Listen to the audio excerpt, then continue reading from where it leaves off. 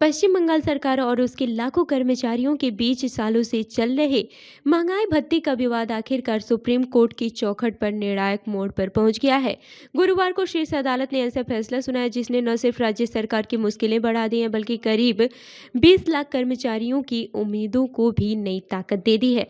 बता दें कि पश्चिम बंगाल सरकार और उसके कर्मचारियों के बीच लंबे समय से चल रहे महंगाई भत्ते यानी कि डीए के विवाद पर गुरुवार को सुप्रीम कोर्ट ने बड़ा फैसला सुनाया। इस फैसले को राज्य सरकार के लिए बड़ा झटका माना जा रहा है, जबकि लगभग 20 लाख सरकारी कर्मचारियों के लिए इसे बड़ी राहत के रूप में देखा जा रहा है। सुप्रीम कोर्ट ने स्पष्ट निर्देश दिए हैं कि पश्चिम बंगाल के सरकारी कर्मचारियों को 2008 से 2019 की अवधि तक का बकाया डीए भुगतान किया जाए।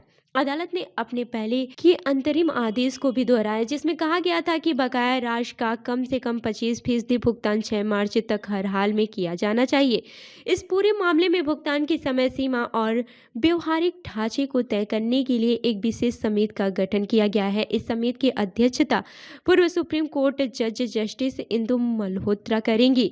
समिति में 2 सेवानिवृत्त हाई कोर्ट के मुख्य न्यायाधीश और कैग के एक वरिष्ठ अधिकारी को भी शामिल किया गया है। यह समिति तय करेगी कि भुगतान किस तरह और किस समय सीमा में किया जाए ताकि कर्मचारियों को उनका हक मिल सके। कोर्ट ने इस केस में अनुच्छेद 309 के तहत राज्य की शक्तियों, आरोपीय नियमों की व्याख्या और डीए की प्रकृति से जुड़े कुल 13 अहम सवालों पर विचार किया। पीठ ने कहा कि डीए कोई स्थिर या फिर जमी हुई अवधारणा नहीं है, बल्कि ये महंगाई के हिसाब से बदलने वाली एक गतिशील व्यवस्था है।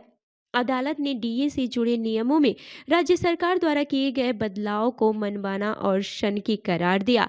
कोर्ट के मुताबिक इन बदलाव से कर्मचारियों के मन में एक वैध अपेक्षा पैदा हुई थी जिसे बिना ठोस वजह से तोड़ा गया।